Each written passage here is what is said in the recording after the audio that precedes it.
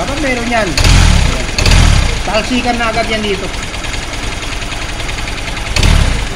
Kasi ito, pinaglalagyan nila ng sealant. Pati yung mga dikit doon, lagyan nila ng sealant. Pati nga ito, nilagyan nila ng sealant. Dito, walang problema kahit lagyan nila ng sealant.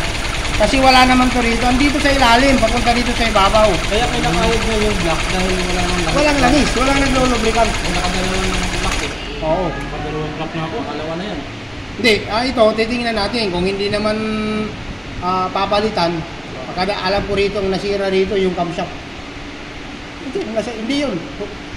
Crankshaft yun. Meron pa isa. Camshaft. Sa pagitan ng water pump at saka ito. So ito, obligado tayo baba. Baba. Ito nang nakakalungkot na balita. Kasi kung tensioner lang sana, hindi natin kailangan ibaba. Pero ang problema, walang umaakyat na langis dito sa ibabaw. Pag ito hindi natin gamitin pa rin, mas lalong lalaki ang sira. Kasi sira na naman yung yung tension. Pag tinuloy-tuloy mo ng gamit, tapos Yun ang madadamay. yun. Saka yung block na naman, pre. Block na naman. Ano ng block yan?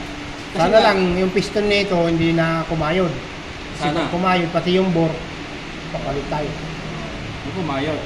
Pero tingin ko wala pa eh. Kasi bago lang eh.